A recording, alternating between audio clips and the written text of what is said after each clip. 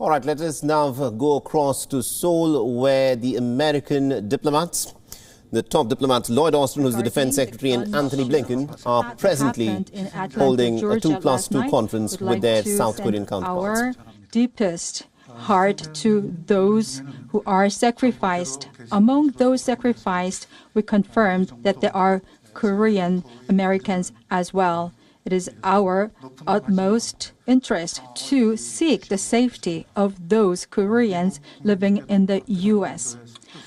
Our hearts also go to those who are sacrificed as Americans.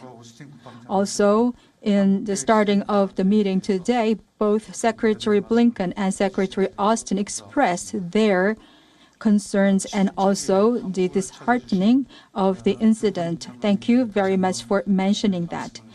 And also, I'd like to welcome two secretaries once again for coming to Korea in the early days of their appointment. It has been 11 years since we had the both secretaries of the State and Defense from the U.S. that happened in 2010.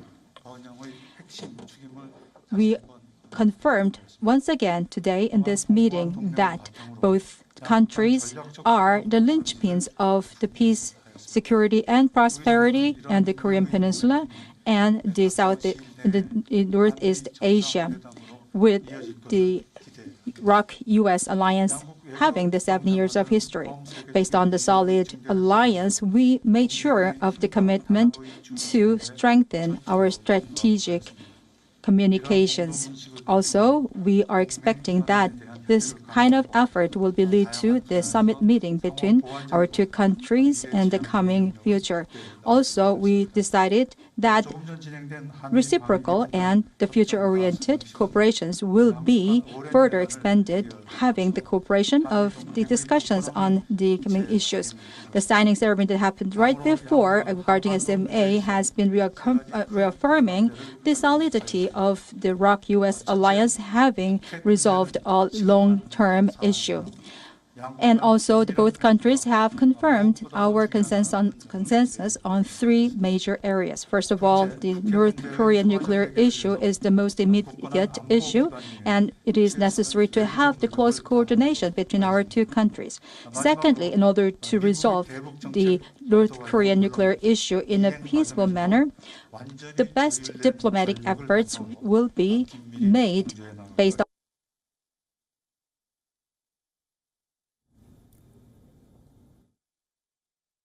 for our coordination. Both countries will continue to have the cooperation for the sake of the progress of the Korean peace process. Also, for the regional peace, security, and prosperity, both countries have decided to continue our cooperation, reciprocal, and the future-oriented manner among the three lateral countries with Japan.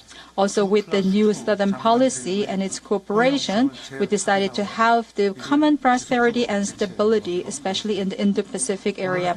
Regarding climate change and COVID-19, we decided to have the joint responses based on our alliance. We also decided to have that cooperation of 2+2 meeting will be very meaningful. And also, we reaffirmed that when the 2+2 meeting will be very meaningful. And also, we reaffirmed that when both countries are together, we can have the strongest power. And also, our greatest asset, which is the U.S. alliance, can be sound and reciprocal in the future and meet the time of the demands. Thank you very much. Secretary Blinken, please. Well, good morning, everyone. And Mr. Minister WION, thank you for hosting us. It's an honor to join you, to join the Defense Minister, and of course, my friend and colleague, Secretary of Defense Austin, for today's 2+2 ministerial meeting. Thank you also just for hosting me for 2 days in a row, and to the people of the Republic of Korea for, as always, their incredibly warm hospitality. And I want to reiterate again our outrage and grief over the deaths of 8 women in Atlanta yesterday, including, we hear, 4 of Korean descent. We stand with the Korean community and everyone united against violence and hate. This trip, as has been noted, is the first by any member of President Biden's cabinet overseas. And it's no accident that Secretary Austin and I came here. The U.S. Republic of Korea alliance is, as we have long said, the linchpin of peace, security, and prosperity in Northeast Asia, the Indo-Pacific, and around the world. But we came here not only to reaffirm that fact and to reaffirm our alliance, but to build on it. And that is exactly what we've been doing.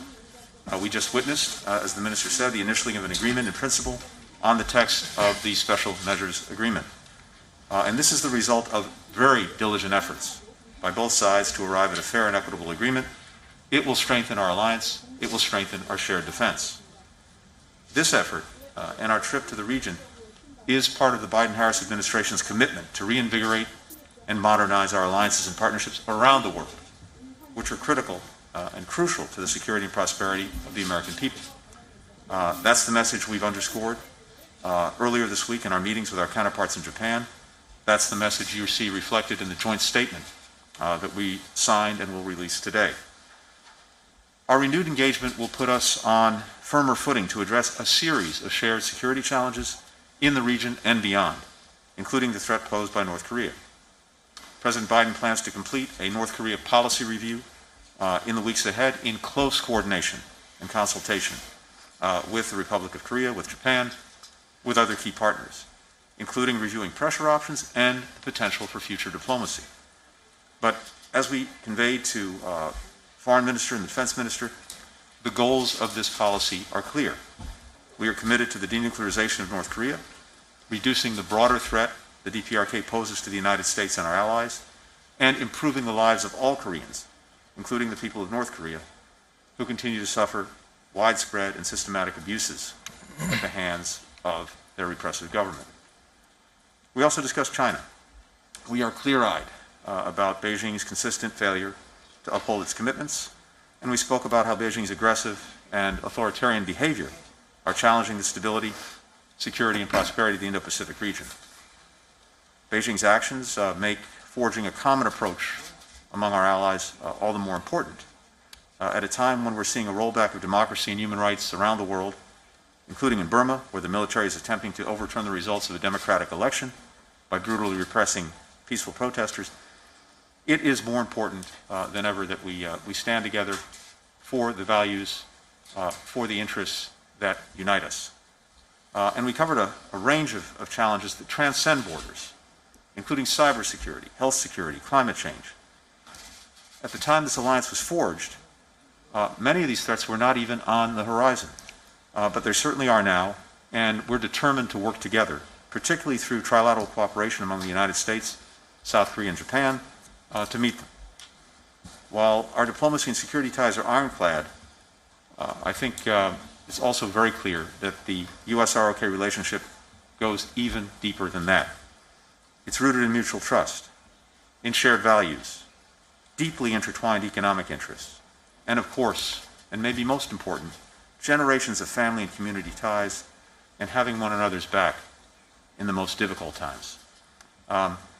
That's what we saw in the early days of the pandemic when the Republic of Korea donated 2 million face masks to our country to help us fill a critical shortfall. 500,000 of those masks went to our Department of Veterans Affairs, which means that some Americans who 70 years earlier had fought side by side with Koreans found themselves protected from a deadly virus thanks to the masks donated by the Republic of Korea today. That is what an alliance looks like. Thank you, and it's really wonderful to be with you. 감사합니다, 장관님. 이어서 서욱 국방장관께서 말씀하겠습니다. 네, 오늘 5년 만에 개최된 한미 외교국방장관회의를 통해서 양국 장관들은 70년 이상의 신뢰와 헌신 속에서 성장해온 한미동맹의 공고한 결속력을 다시 한번 확인할 수 있었습니다. Rock solid right-U.S. alliance that has been growing in the last 7 decades based on trust and commitment. We have appreciated the strong combined defense posture of the alliance. WION is now available in your country. Download the app now and get all the news on the move.